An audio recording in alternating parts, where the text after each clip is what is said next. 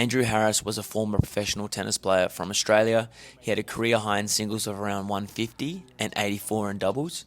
He had a very successful college career. Sooners tennis duo Andrew Harris and Spencer Papa won the 2017 Men's Tennis Doubles Championship on Monday for the first time in Oklahoma history. He was on the pathway to becoming top 100, but had some pretty significant back injuries, which limited how free he was to move for majority of his career. He talks a lot about that journey, talks a lot about college, talks a lot about having a 1E and just the tour in general. And it's absolutely fascinating listening, and I loved this conversation, and I hope you do too. Andrew, welcome, mate. Thanks so much for meeting me today. Yeah, thanks for having me on, Luke. Appreciate it. Mate, you've had a lot of junior success, a lot of success on the tour in singles and doubles, and I'm curious to know, what was your junior success like? So were you always around the top of the game growing up? Like top level Australian? Were you kind of like a late bloomer? I'm keen to talk about kind of your junior career and I guess where you stood in Australia at that point. Yeah, I think I was always around the mark in juniors. I remember winning the 16s nationals in Melbourne when I was 16, and I was always top few in my age group in the country. Luke Saville was always number one. He's my birth year too. But I was always around the mark in juniors in Australia. And then I guess as that progressed, I turned into a bit more of a late bloomer just because I had a fair few injuries from 16 onwards. 16 to 18, 19, I missed a lot of time with back injuries. So I was sort of playing catch up a bit for a few years because of just a lot of lost court time.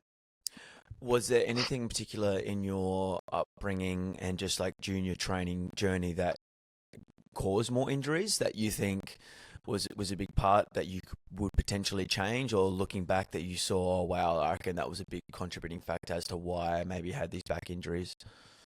No, I don't think so. I think part of it was definitely some genetics. Like my dad had a really, really bad back. He played only at a college level, American college level, but he always had a bad back. And then my younger sister, who also played tennis, she had just as many back issues as me. So I think there was a bit of genetics involved there. I think I joined the Tennis Australia system when I was 14. And I don't have any regrets. I don't think there was one thing where I was like, oh, I shouldn't have been doing that, or I wish I did this differently. I think it was just a bit unlucky.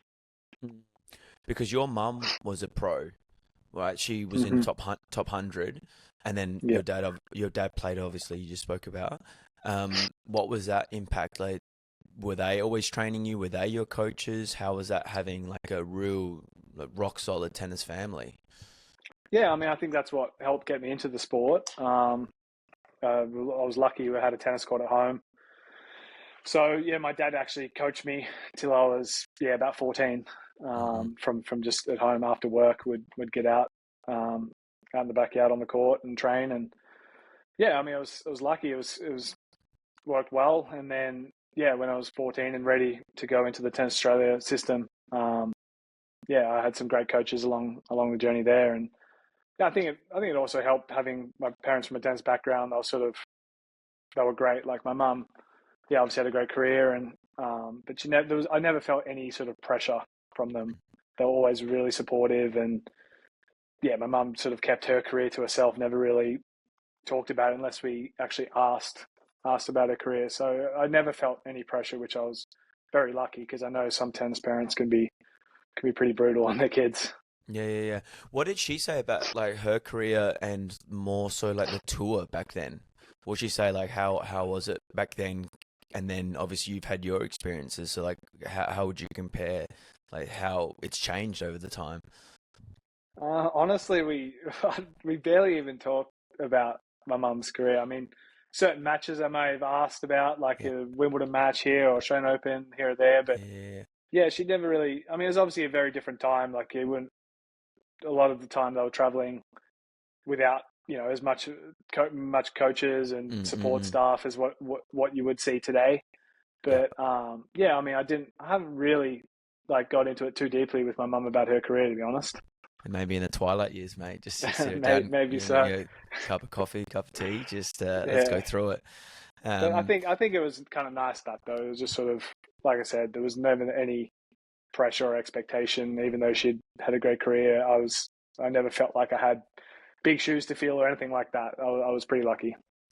yeah, it's interesting. Like even though she's had all that experience, no pressure at all. Where you see tennis parents now that have no experience of tennis, just pushing and unrelenting pressure. Yeah, it actually would have been quite refreshing and would have made it easier for you just to play for your own reasons and find your own motivation to play. Absolutely, and I also think because my mum knew and had that experience, there was always I was ingrained, obviously, just really good work ethic and intensity every practice, and I think it was sort of I was always knew what it would take to sort of get to the top level if you can. It was always like the work ethic, and I had that ingrained in me from a very young age. So it was sort of helped in that aspect, I think. Yeah, 100%. Post junior career, you went down the college pathway? Is that correct? Yes. Yeah. So yeah, I was never actually planning to go to college. I was So at 16 years old when I had my first back injury. I had a stress fracture. That took a lot longer than I wanted. I came back after like 6 months and then re-injured it shortly after, and then had to take more time off. And came back and still wasn't properly healed and took more time off. So it ended up being about a 15-month process Oh, wow. before I was properly healthy. And then then was going all right in juniors. Got to sixth in the world in juniors. Still sort of just thinking the natural progression was going pro after that, and college wasn't really even on the agenda. And then the week after Wimbledon, actually 2012, week after Wimbledon juniors, I played a future the next week and hurt my back again, and it was like really, really bad pain. And I found out I had a bulging disc in my back, and I was just getting like really, really strong neural pain down my leg, and it was very painful and uncomfortable. And then it was at that point then I started talking college, and my dad had obviously been to college, so he sort of knew. So we started responding to some of the college coaches who had reached out to me, and then decided the next January to go take some visits at some of the campuses. So yeah, and it was, at that point it was still not the guaranteed thing I was going to college, but I thought go take some visits, see what I think, and then that bulging disc injury ended up taking about 11 months in terms of return to competition. It was 11 months, so it was a long time. So I'd missed a lot of time on the court. So I thought the plan just to go to college and try and get stronger, get a lot of matches, and then come out the other side. And I didn't put a time frame. Obviously 4-year degrees, but I was only initially thinking maybe 2 years or maybe 3 at college. But then it had more injuries at college, and then it turned out to be I stayed all 4 years and finished. Yeah. How was your environment? So what was the training facilities like? Paint us a picture of, that experience. At college, it was unbelievable. Yeah. I mean, so I went to University of Oklahoma. Yep. They're a big powerhouse football school. So that's what generates all the money for these universities. If you got a big football program, they're making a lot of money. So that helped the rest of the sports at the university. So our tennis program was great. Really nice facilities. It was actually Andy Roddick's brother, John, who was the coach there, and he'd come out to Australia in December for the Australian Nationals, and I sat down and spoke to him then, and had a good chat, and then visited in January and really, really liked it, and ultimately I decided to go to Oklahoma for John, because I mean the team was good, but I liked the way John went about things, and he really wanted to develop like the pros. So it was a reasonably simple decision for me. What's the trade-off? So when you're making a decision, right, for an aspiring junior wanting to play college, how important is it for going there for the coach, going there for the school? What are the pros and cons either way that people need to consider when making this decision? I think the biggest thing is probably the coach. I think having a good coach makes the program. I mean, obviously the college the college landscape's changed a lot since I was there. Now that with this NIL money and people are getting paid and stuff, but before when I was there was obviously no money. And I just think, yeah, there's a lot of good programs. There's definitely plenty of good programs with good coaches.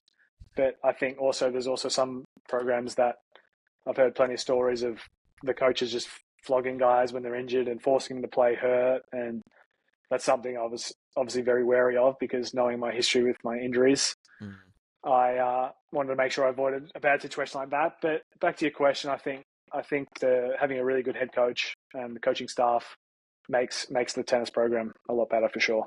Yeah. Do you think with the tennis landscape now, unless you're tracking unbelievably, it is almost essential to be going to college? Like, where do you think it's kind of sitting at the moment for junior players and that transition to the next step? Is college essentially the only step unless there is unlimited finances and you're tracking just next level? Yeah, I mean, I think it's a great pathway. Unless obviously like you said, you're really tracking well, top 250, 18 or whatever.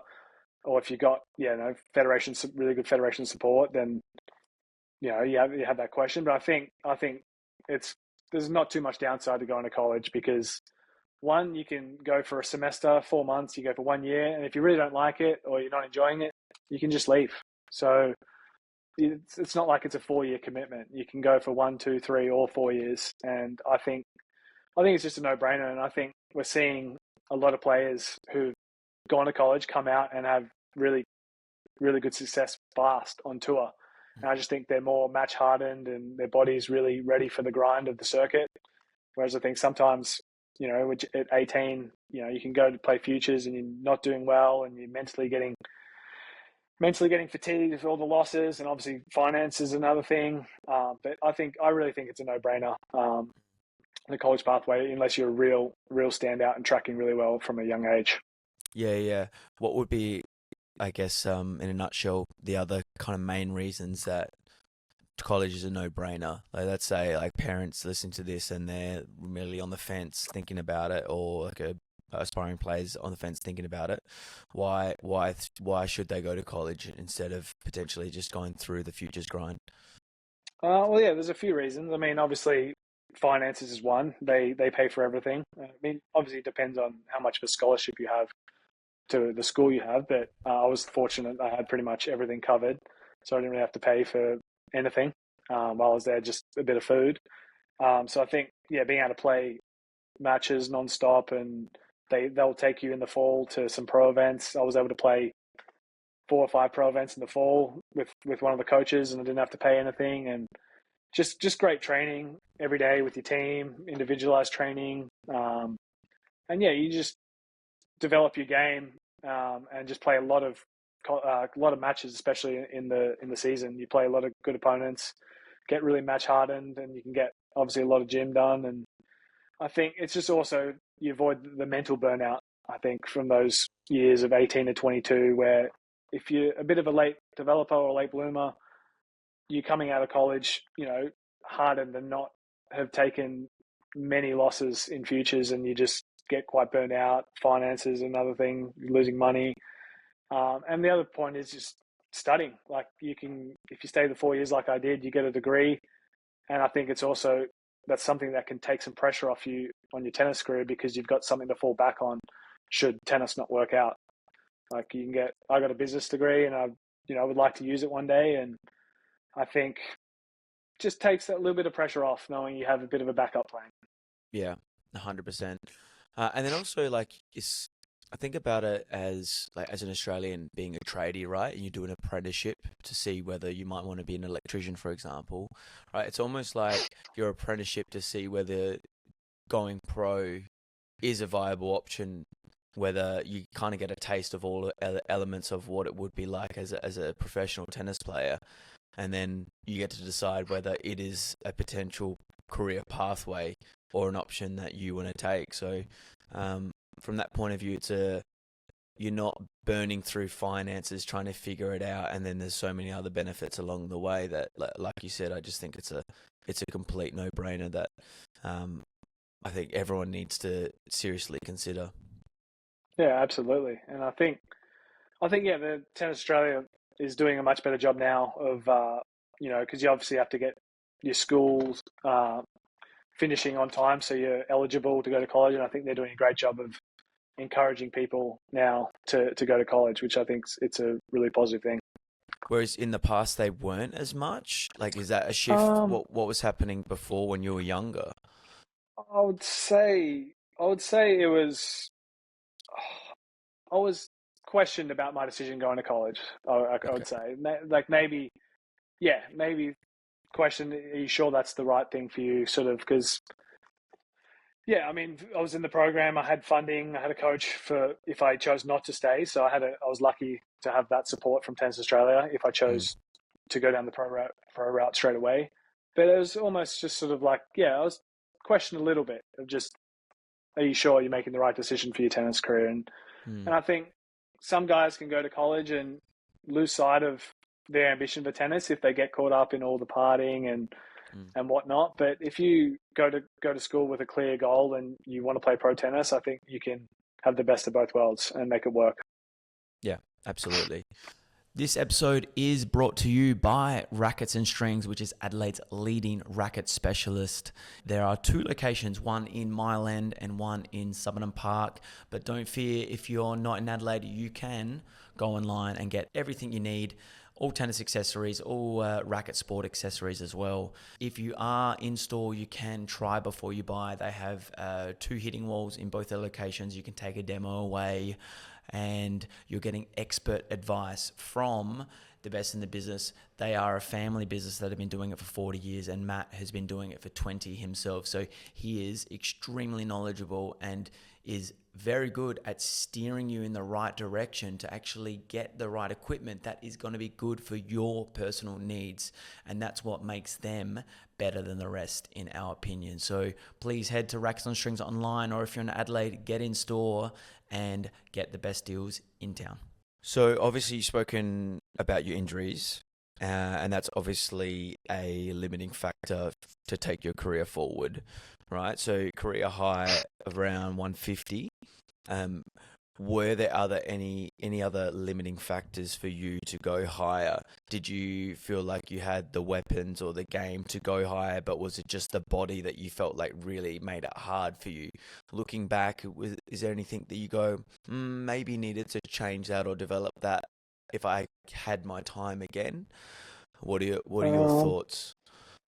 yeah, I mean, it's a tough question because I definitely don't want to sit here and say, oh, if it wasn't for my back, I would Of have course, gone I and get had it. an unbelievable career. Like, I'm definitely not going to say that. But I definitely think, yeah, the injuries definitely played a significant part of not reaching my full potential, in my opinion. Mm, Yeah, I mean, 2019, that was when I got my career high, and it coincided with having my first full year from start to finish on tour, mm, which I'd never had before. And so, yeah, I mean, like I said, I'm not going to say what I could have got to, who knows, but I would love to just have that, that 1 year I had healthy, then back it up with 2, 3 more years, and then just constantly chip away and hopefully push towards top 100. But you never know. Maybe I get there, maybe I don't. I don't know. of course. Yeah, yeah. When you had that success in that year, that full year where you played healthy, what was giving you the most success? What was troubling the guys that you were playing, getting you a lot of wins on the board? Yeah, I had pretty aggressive game style.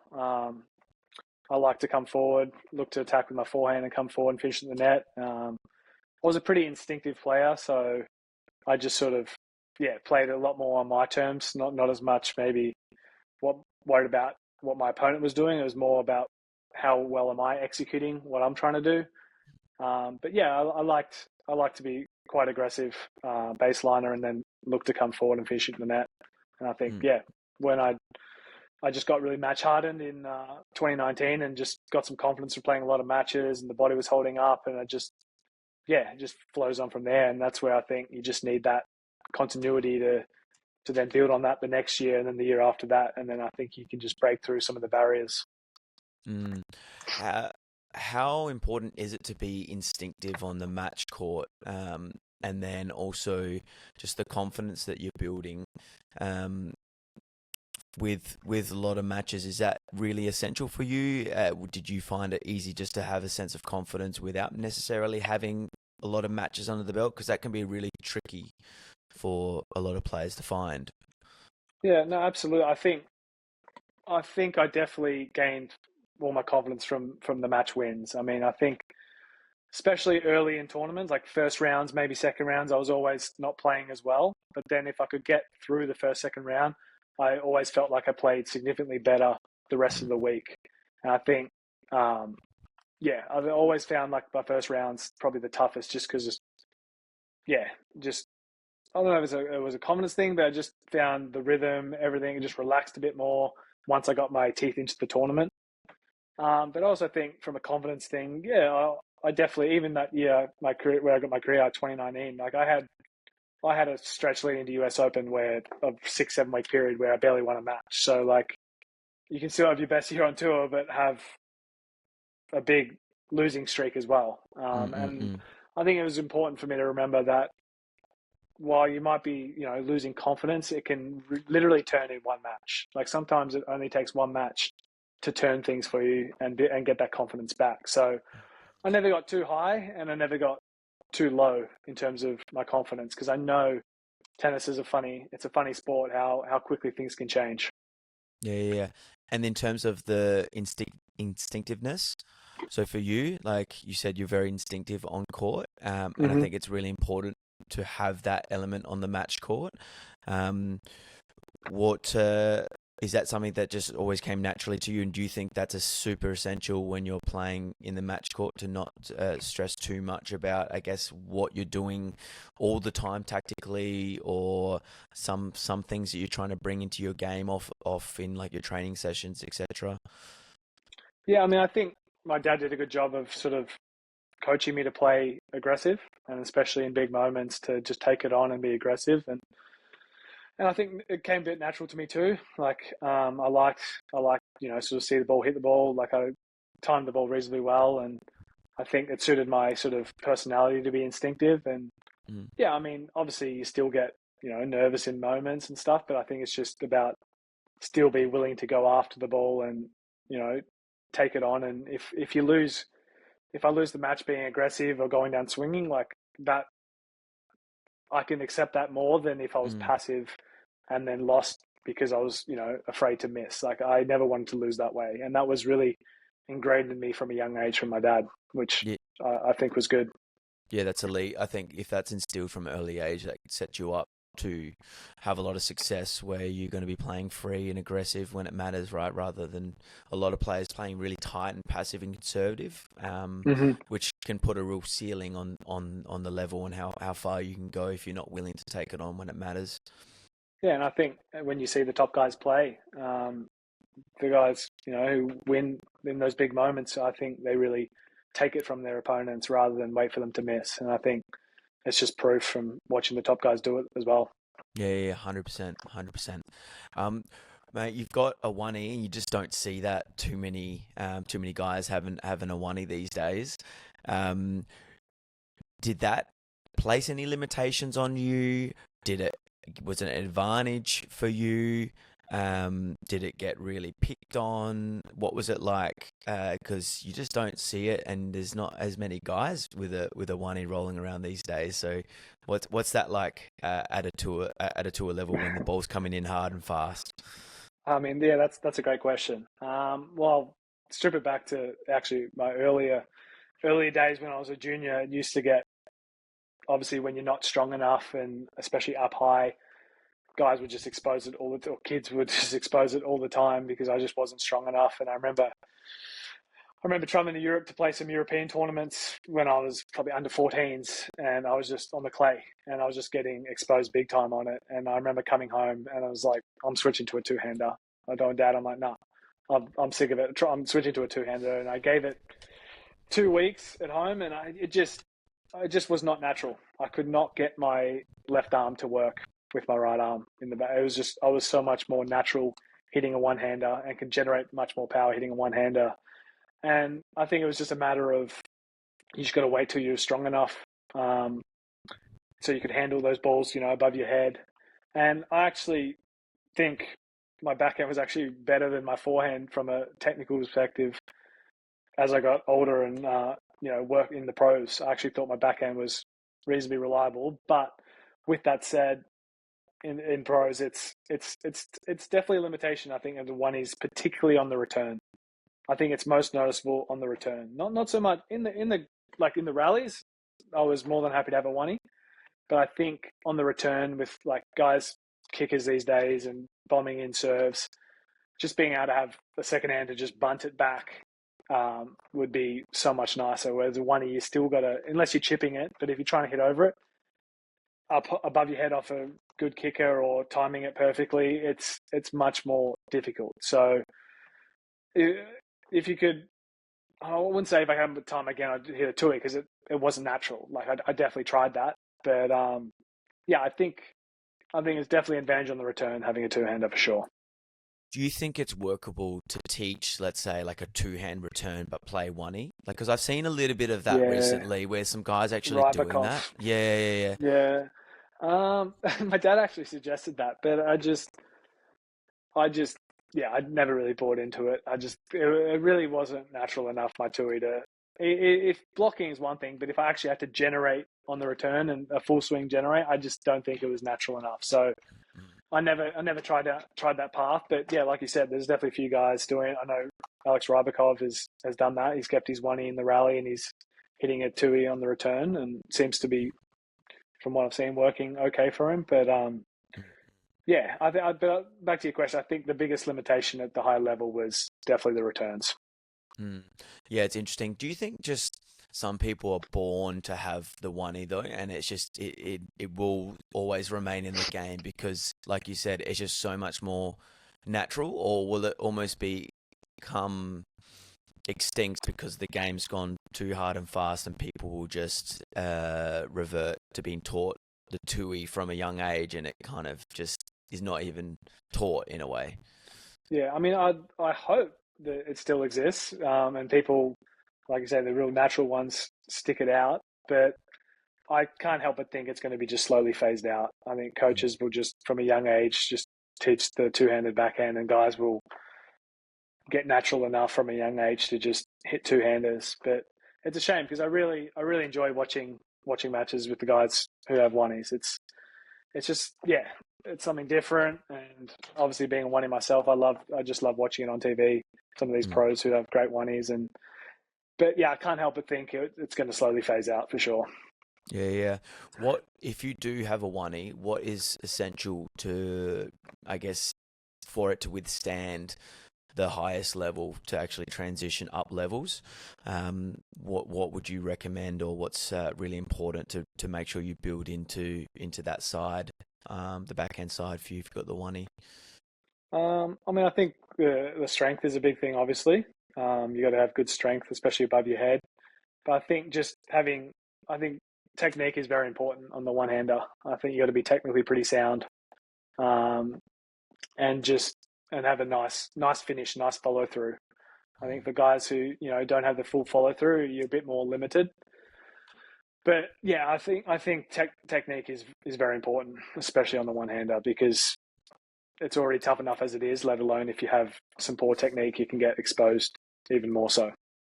Yeah, because in one way it's like a limitation, but in another way it's also like a real strength because of the variety you can create out of that side. Like you can rip so heavy and you can sting it flat, and then you can knife it and hide that knifing slice a lot more than what you can with it when you have a two-hander. Whereas when you have two-hand, you can't really rip heavy in the same way that you have the one-y. So, I think it's something that you can really work on to create a lot of different options out of that side, if it is a natural shot. I absolutely agree. I mean, I think the real good one-ies can really get that real heavy biting shot and spreading the court open with the one-y. Like you see, Gasquet, Stan had unbelievable one-ies and could do that really well, that real heavy ball. And then obviously Stan, when he just flattens it out, he could wipe guys off the court with his one-hander. And me personally, I think that was the best one-hander in the game that I've seen. Yeah. I mean, I can't speak to when I was too young to see some guys, but for my opinion, I thought Stan had the best one-hander. of all Yeah, time. absolute. Like, just stung through the core. It was huge. And then Hmm. Mercedes, the other one that I think about as well. Just the variety and what he can create out of it, how heavy and how also he can sting it super flat, and explosive as well. Yeah, Yeah, absolutely. He's got a great one. And yeah, I was actually just watching him just a few hours ago playing Nicholson. Yeah, I really enjoy watching one-handers play, and yeah, no, yeah, he's got great variety, and yeah. Mm. his results this year speak Yep, for themselves. 100%. Yeah. Yeah, yeah, yeah. Um, I like to ask people about their favorite tennis match. So if there's kind of a memory or favorite tennis match that you think about, but not just that, but also maybe like a real interesting match that you've played where the person that you played a very unique style, or you felt very weird or different playing this person that you kind of walk off the court like almost scratching your head, going like, what just happened out there? If there's anything that Um, any players or anyone that you've kind of seen or well, it's played definitely against. yeah. Well, actually, for one guy, Corentin Moutet Yeah. in my first Challenger final in 2019 in Chennai, I played him, and I'd had a bunch of wins leading into it, playing some really good tennis, and then yeah, he's obviously a lefty, smaller, but very very smart and a bit of a different style, obviously with a lot of drop shots and a lot of finesse. And he just destroyed me. I lost 3-3, and I didn't know what to do out there. He just made me look a bit silly, just looping balls up to my backhand and just sort of almost lulling me, but then yeah, and then hurting me off a forehand. Like I thought, yeah, no, he played me. He played me perfectly. Let's put it that way.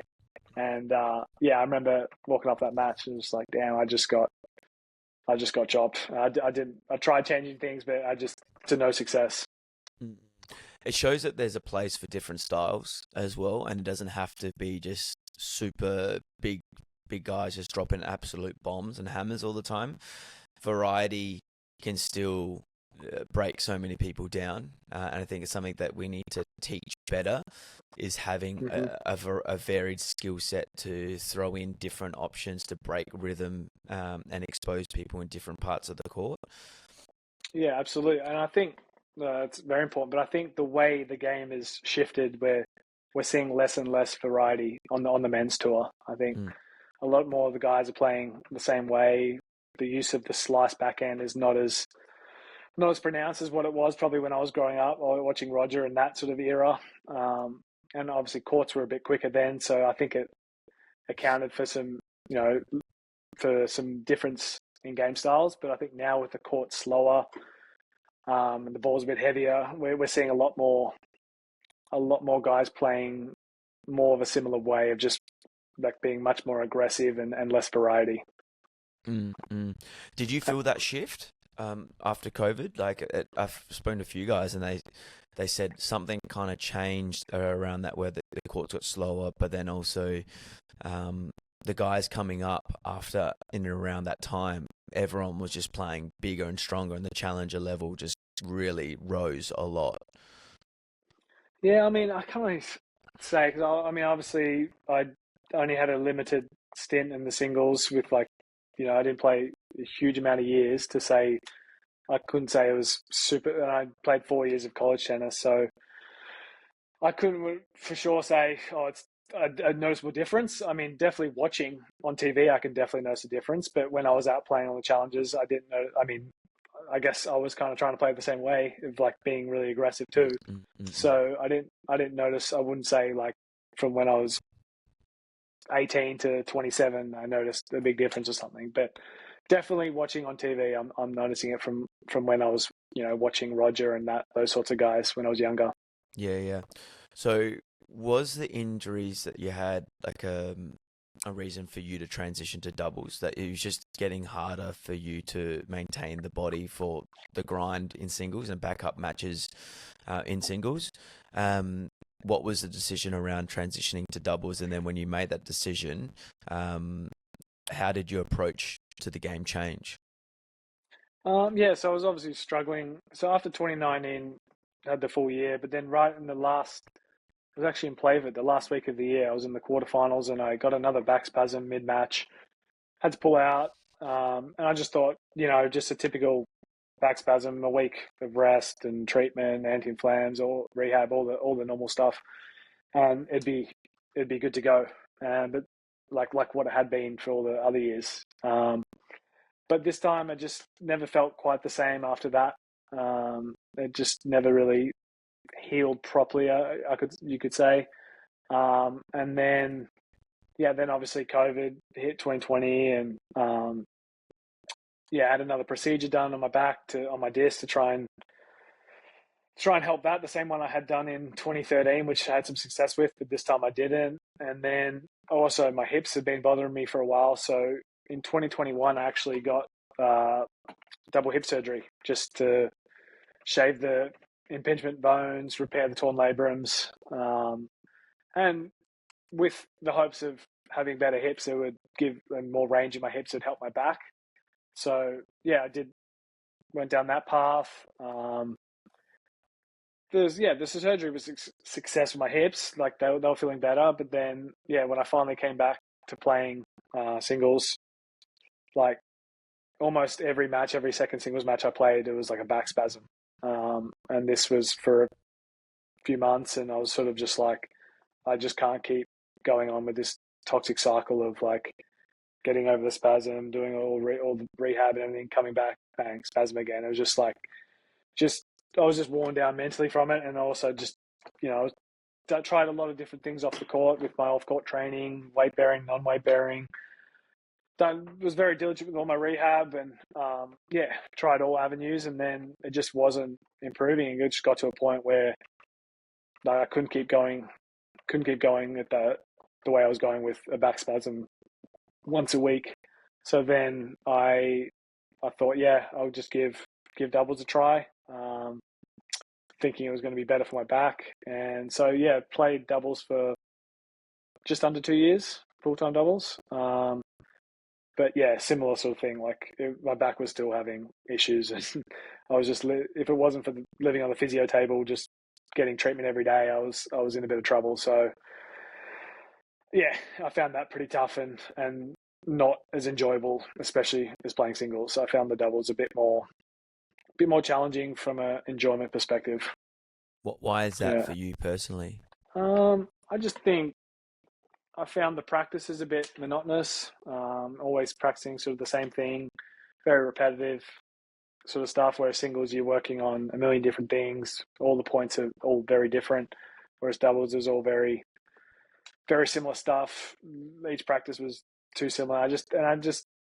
My nature is like, I love just myself, just individual sport, 1v1. Like I was just tailored more towards that. And I think, I just missed singles, and I found, and part of like, I love playing doubles when I was playing singles, like playing the two, I loved it. But then when I switched just to doubles only, where it's sort of a bit of a different beast, I just didn't have that same enjoyment when every practice was around doubles specific stuff, and I just never really enjoyed it.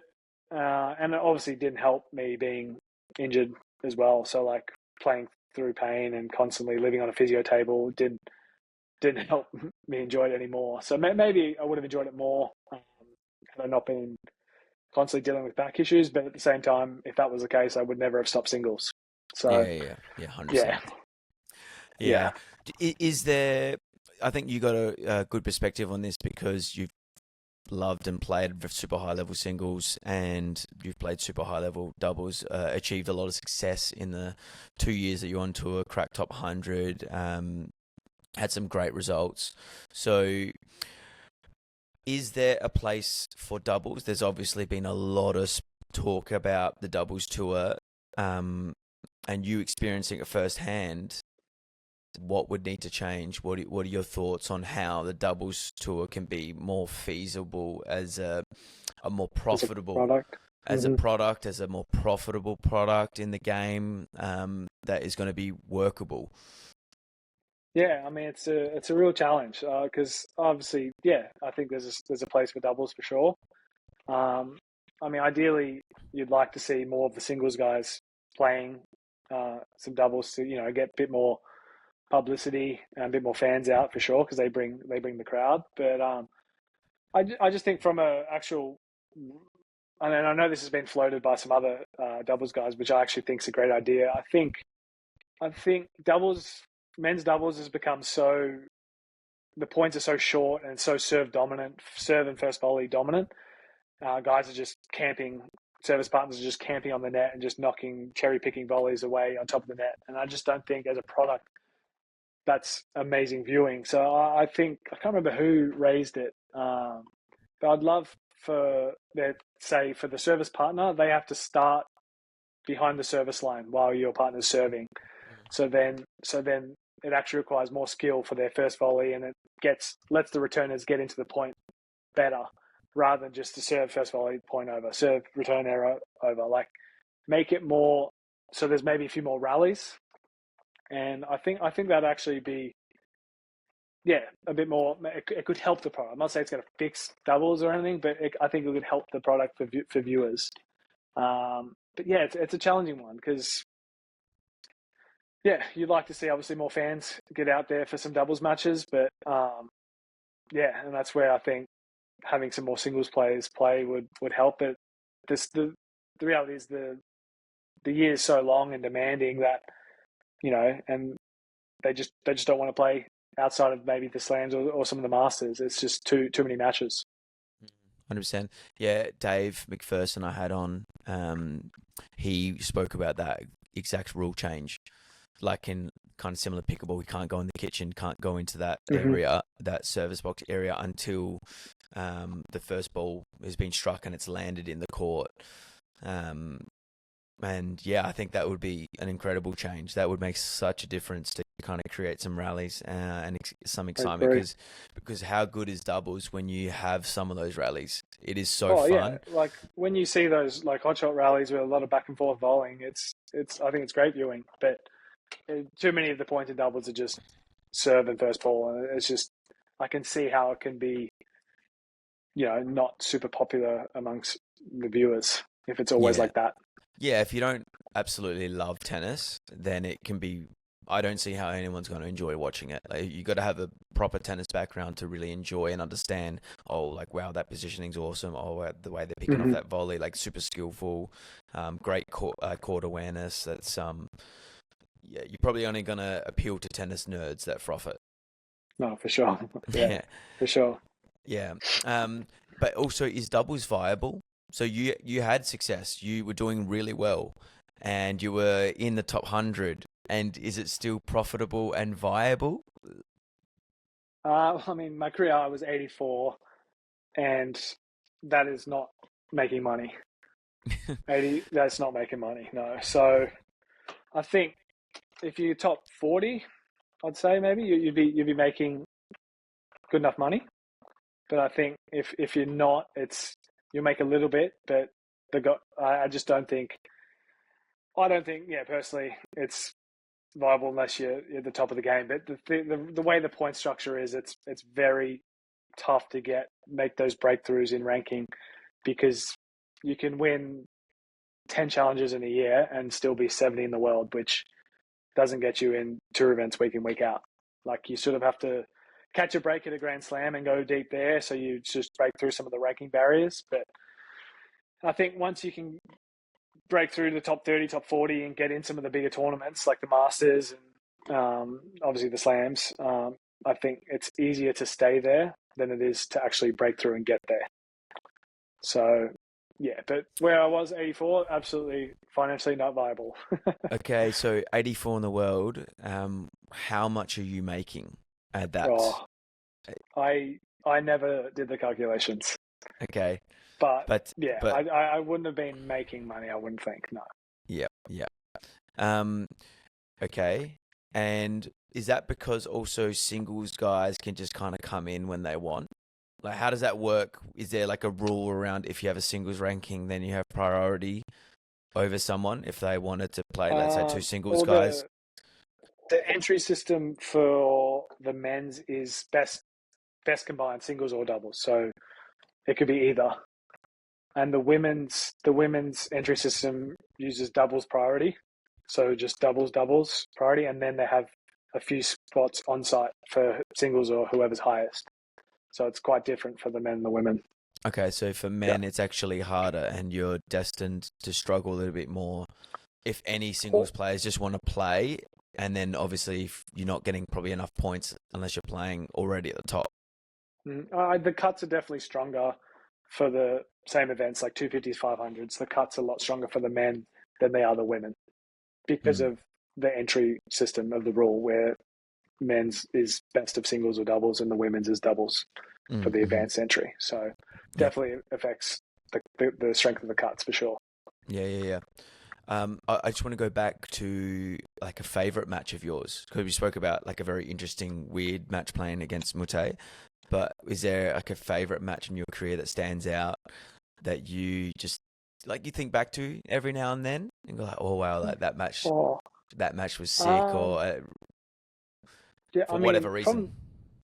From the pros, I can't really pinpoint one match in my professional career of matches, but there was definitely some in college from in the NCAA tournament from like team matches, where we had some pretty cool dual matches in the season, and there was one against Baylor University, Baylor University, where it was Rule 1 in the country. There were 2, and then we went and played them there, and the crowd, full crowd, a few thousand people, going nuts. And then, we had an epic battle against them, and I won my match, and then we ended up winning 4-3. And I remember just the team after that, it was just electric. Like, we were going absolutely nuts in the locker room after, and I think that is one match that definitely stands out to me. And it was not necessarily because I played an insane match or anything, but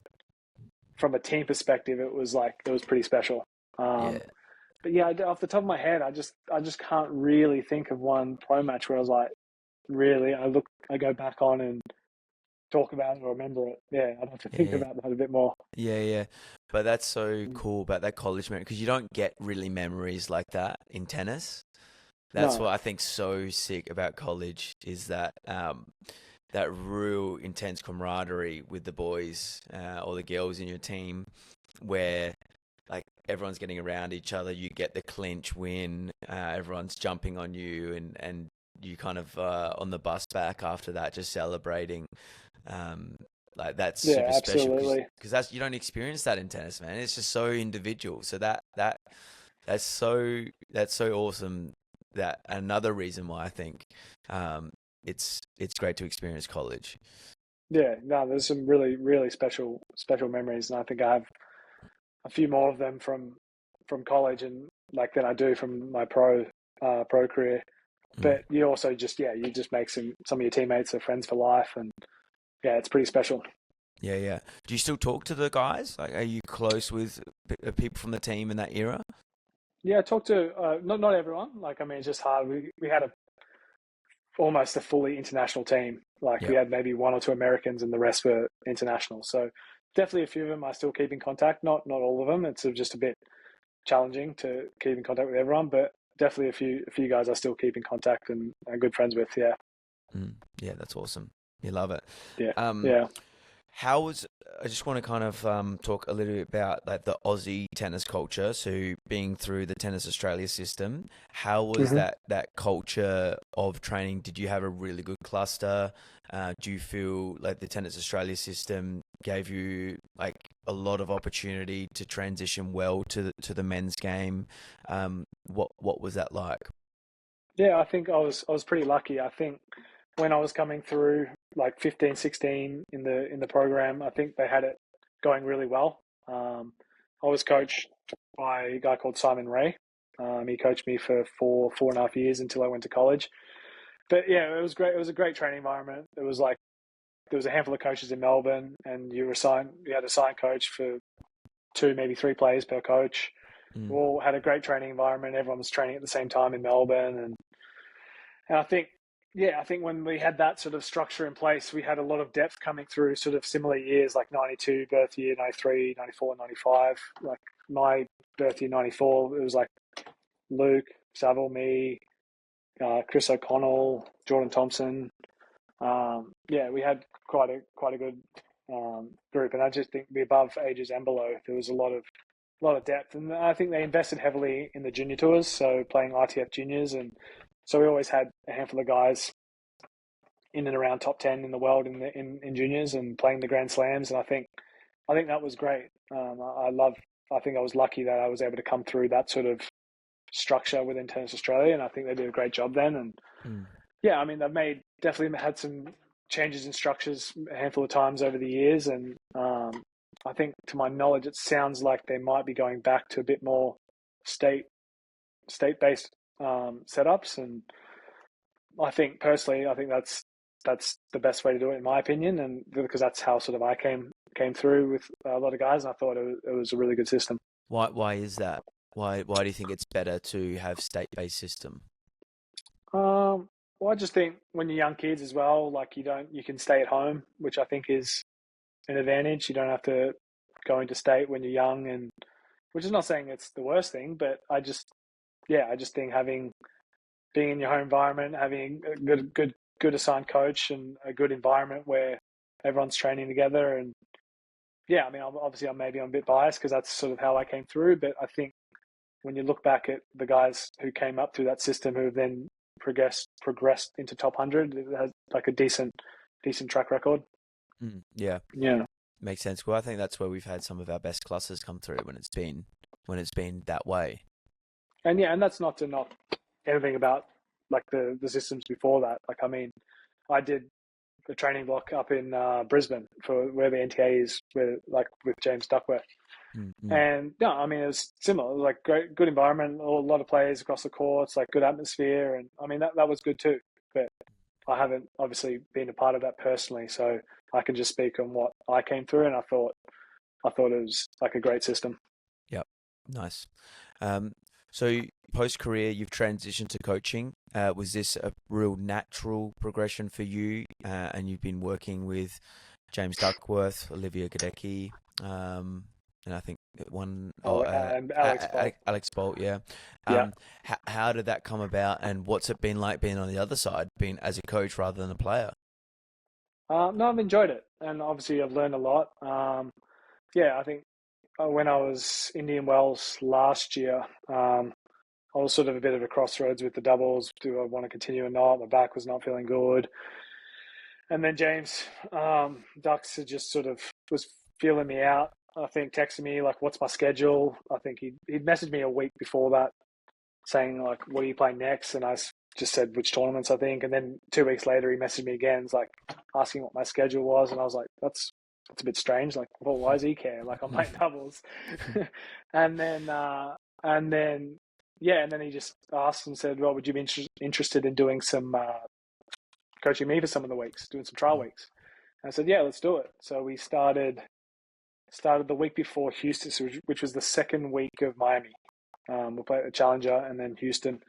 And actually, Houston ended up being my last doubles event. So it sort of coincided with playing my last event in Houston and almost starting at the same time with James. So it was not much time to digest the whole stopping tennis. I was straight into the coaching realm. But I thought it came reasonably easy. I'm not saying I feel like I could be pretty clear with how I deliver messages and sort of understand the game. But at the same time, I learned a lot from being on the other side. And there's definitely some things where it's like what I was doing for James. I was like, I wonder if I sort of applied more of that towards my own game when I was playing, and you just see a different side of the game. And I think it's, you never stop learning as a coach. You never stop improving. You can always be better. And, but yeah, I thought I have really enjoyed it so far. Yeah, I'm keen to hear your thoughts and elaborate further on that around what you started to see or understand being on the other side more clearly, where it's like maybe a bit surprising. Oh wow, I maybe didn't see it from this perspective, or delivering a certain message with a player and maybe understanding, getting to know the person in front of you and how to deliver a certain message to them in that moment that might be different to how you would want that message received. So keen to hear you elaborate a bit more about like some of the things you started to understand or learn on being on the other side. Well, like we talked about earlier, like I said, I was very instinctive. So I didn't really like having too much information on my opponent, because I felt like in the past when I have had too much information, it could sort of skew or overplay a certain shot of theirs because that's their weakness per se. So it was never a big part of sort of my tennis of like deep into scouting. But for Ducks, that was an important part of his game. So I did a lot of scouting, and I think there was not that I wanted as much depth for myself, but I think there was some maybe bits and pieces where I could have maybe watched a bit more than what I maybe did, and that could have helped me a bit more. But yeah, I mean, only small things, but I think yeah, it's just good to sort of see the other side, and how, you know, I'm a big believer in, from a coaching perspective, of like, it's not, you got to do this, you got to do this. It's my way or the highway. I'm absolutely not like that. I think it's big on, this is what I think, but I like having that conversation. Nice. Because I think it's important, because it's no point in telling your player what to do if they're not, one, if they don't understand it, and two, if they don't buy into it. So you want to have that conversation so they really buy into what you're sort of saying and agreeing with you, which I think will give you the best outcome, because they'll fully buy into it. Nice. And what sort of insights did you help Ducks with? Like, obviously, super established game, been on the tour for forever. Like, at his point of his career now, like, what sort of insights or things are you trying to help him with, just to keep making sure he can stay around that top 100 and keep getting some decent results on tour? Yeah, I was just big on him being a bit more aggressive. I think when he got to his career high in 2021, I think it was, before he even started, I went back and watched a handful of matches from when he had his best results, and just sort of how he's playing to sort of more recently. And there was a few things that stood out of just him, just being much more aggressive, especially with the forehand. And so did a lot of work on his forehand, just trying to be a bit more aggressive, taking it line a bit more. Yeah, and like I say, he was obviously already 31, 32. Like, there's only so much you can, you know, have an influence on when you're already at that stage of your career. But it's just sort of, yeah, just like the little things of, you know, 1% here and there. And I think, yeah, it was a big about like being aggressive and taking the game on a bit more was one of the big things. Yeah, nice. When you're working with a high level player like that, or anyone else that you've worked with, like Bolty or Gadecki, is it trying to utilize and work with patterns that are going to help them win? Like, how do you kind of identify, well, this is something that they do really well. How can we find ways to bring that into the game more, to give them more opportunities to get into winning positions or win points more from this shot? Yeah, how is that something that you think about and then work into a training session? Yeah, curious to hear more on that. Absolutely. I think, for example, like Alex Bolt, like, he's got an unbelievable forehand. It's a massive weapon of his. And I think we did a bit of work on just sort of some discipline with the forehand of shot selection.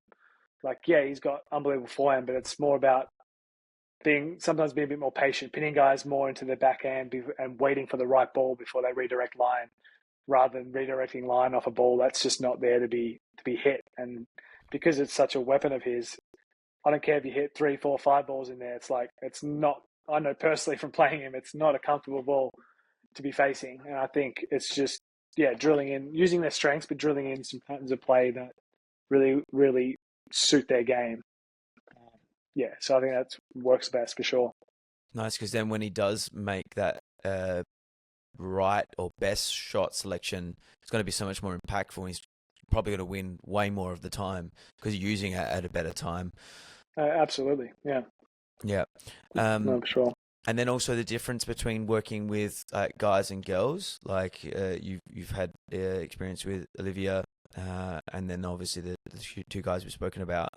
I know personally it is extremely different working with girls, and finding the balance in communication and maybe a lot more indirect communication, and a lot more emotional connection, trying to build that in. How did you find that, and how was your way kind of navigating that? Because it's not easy if you haven't maybe had as much experience there. No, absolutely. And I knew going into it, it was going to be, you got to maybe deliver messages slightly differently, not be as direct. I think with ducks, we could both be really direct and just say it how it is. Whereas I think with some of the females, it's more about how, like, say the same message, but in how you deliver it, how you frame it. And yeah, I mean, when I started with Liv, like, she was in a bit of a rough patch. She was pretty low on confidence, so she was pretty down. So the first, I mean, we only did, I think, 2 months together, but the first few weeks was really about trying to build her back up and build her confidence back up and her self-belief, because she'd been really struggling. So you couldn't be too hard on her, because I could see that she was obviously struggling with some confidence and was pretty down. So it was sort of like just trying to make them believe in themselves again and really be positive. When you can take the positives any chance you could, to sort of like build them back up. And I think that was a big thing. But yeah, like I said, I haven't worked enough or long enough on the women's tour to experience the full side of it. But I definitely think definitely some differences for sure. Is she your wife? She's she's just my girlfriend. Sorry to jump the gun there, mate. Got a bit excited. Yeah. Yeah. So how is that? Like, I know I've said I'm wrapping up and now I'm asking more questions here, but no, you're good. You're good. How is that, having your girlfriend on tour with you, and then you on tour, like managing a relationship, seeing each other, not seeing each other? What's your process to manage that as a team? Yeah, I mean, we try not talk too much tennis. I think she likes to keep it pretty separate.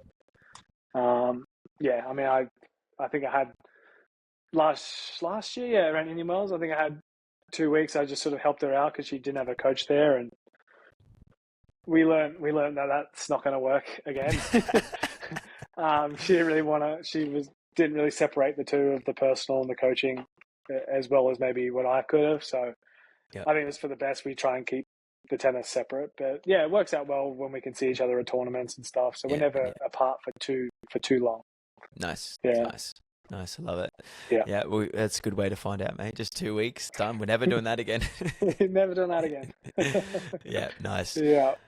Yeah. Well, appreciate it. Thanks so much, mate. Yeah. Wish you all the best with whatever life is in store for you. And thanks so much for making time. Really appreciate it. No worries. No, I appreciate it, Luke. Thank you.